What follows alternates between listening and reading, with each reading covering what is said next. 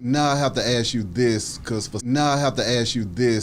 somebody that's watching this, numbers motivate them.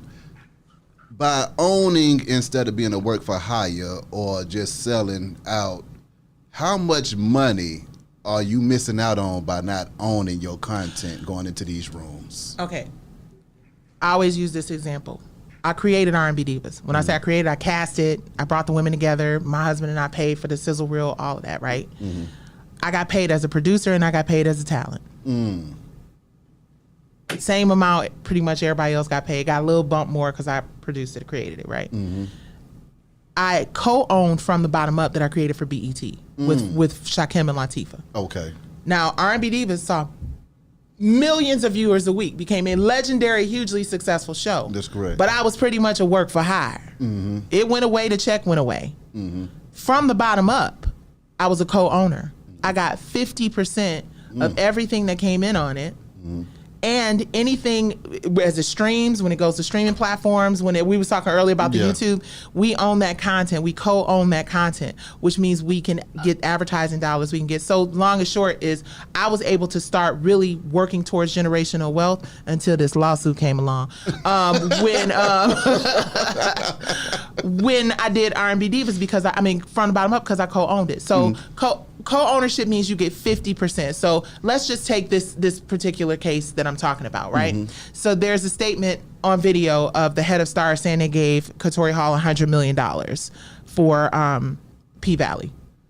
He's the head of the network, and he's on video saying, hey, we gave Katori Hall $100 million to do P-Valley. Nobody's ever done that. I'm not lying. That's what I watched. That's what I saw. God. So if they gave her $100 million, I don't know how much money they got back from it or expected to get, but if you pay somebody $100 million, let me just ask you, what would you expect to see in return? I mean, if I gave you 100, I'd at least like to get 500 back. Yeah, at least 500?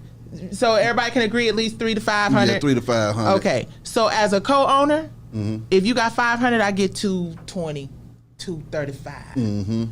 As a person who is a work for hire, I might get 100,000. I don't know. I'm just hypothetical. So when you own something, that is the money that you get. People look at these overall deals. Basically, what an overall deal is with a network. I think word on the curb. I don't know for sure, but I think 50 got one. They gave Katori an overall deal. That means everything that you create in that deal, when you leave, it stays. That's a first look deal. Well, some people think it's good if they offering you $100 million. Okay, yeah, for $100 million, I give you everything. But if I'm offering you $100 million, yeah. Ooh. How much you say you gonna? $500 million. So you have to decide whether you want $100 million now or $250, $300 million later. Ooh. And you still got to get a little something now if they move forward with it. That's right. The thing is, there's always somebody in the room waiting outside the room to come in to take the 100. So you have to consider that. Like with these reality shows, it's everybody want to be a housewife, but me. On the Housewives of Atlanta, they pay well. But guess what the thing is? The brand that we own is the Housewives of Atlanta. So everybody wants to be a housewife. Yeah. So you can go over here and sit down, and I can get this chick over here to work for a quarter of what I'm paying you, because you are at work for hire.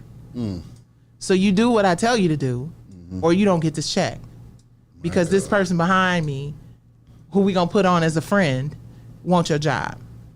When you own it, they can't do that to you. Wendy Williams, when you own it, they can't take your Instagram account with your 2 million followers and give it to somebody else. When you own it, they can't just determine who's gonna come in and replace you. So, answer me this question then, Nicci. As an owner, can you get in the door as an owner? Is this something that you have to build from the ground up, and then you have a little leverage going in there? But can you come in as a creative, as an owner? Thank God for people like BET, for places that still allow you to license your content. A lot of the brothers in the industry are doing that. Tyler Perry owns all his stuff, pretty much. These people are owning their stuff. Yeah. Steve just did a clip where he didn't know it could have owned. Well, not that he didn't know, but it wasn't as popular back in the day, right? So if it's possible for black men, white women, why wouldn't it be possible for a black woman to do it? It's not a question of whether or not it's possible. It's a question of whether or not it's possible for us. The only way it becomes possible for us is we have to prove that it works. Facts. When it comes to work and actually the effort that it takes, because when you speak of these shows that you produce and that you've shot and all of this stuff, you had to go out here and lay the smack down, Nicci, to get that stuff done. You don't just wake up and have your sizzle reel for your stuff ready to go. Right. This takes a lot of plotting and planning to get anything done. So can you speak to the work ethic that people also have to possess if they want to go out here and own something? It's a lot of work. Come on. BHIGH. I know about it. Ownership sounds cool. They see you getting out of the truck with your briefcase. They're like, hey, there she go. But the work it takes to get there, you have to know every job. Mm-hmm. You have to be prepared to pick up a camera when somebody decides they don't want to do it no more because you ain't paying them enough. Yeah. You have to make sure everybody on your team understands the long-term vision. Mm-hmm. You have to make sure you center yourself with really creative people who understand. Like, there are a ton of us out here who understand, who have been here and understand how difficult it is. And we have to just come together collectively. And again, you got to see it. You have to see it succeeding to believe it, right? Mm-hmm. So you as a leader of a company have to understand that everybody's not going to have your vision. That's why you're the leader. Mm-hmm. And you have to stay specific in your vision no matter if your team doesn't understand it. And just like the big boys say, oh, you don't want to do this and you think X, Y, Z, A, B, and C, there are so many young kids out there who are willing and ready and prepared, and you have to find them. You have to do the work. It's funny, Christine Beatty said it in From the Bottom Up, and it just sticks with me. You have to do the work. There is no easy way to get to it, but let me tell you what the math is. The math is, like you said, my goal is to get 1 million Black women to understand the importance of a network that is for us, that is by us, that helps to heal our community with better stories and better narratives and addressing mental health and all that. And all I want those 1 million women to do is pay $30 a year. I want you to give me $30 a year. That's like a couple dollars a month. $2.99. Right? $30 a year. Yeah.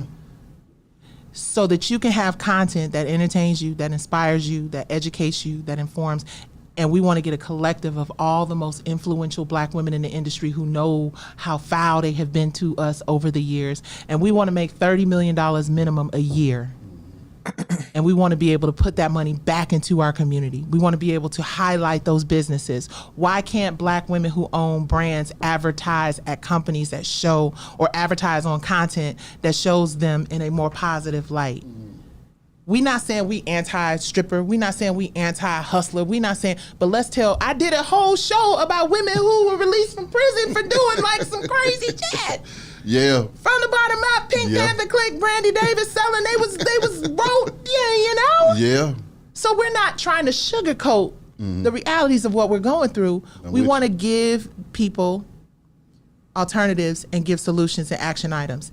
And you just have to convince your community that even though we've been consuming junk, it's like, I always think of it like a diet, right?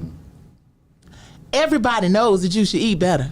We all know we should probably be vegan. Yeah, right? That's I mean, we know, but you just have to get a slutty vegan come around to be like, oh, we could do this. Yeah. You understand what I'm saying? If slutty vegan wasn't around, I would have never tried that vegan burger, and I would not be buying them in my house. Come on, you now. Understand what I'm saying? I'm with you. So she did the work.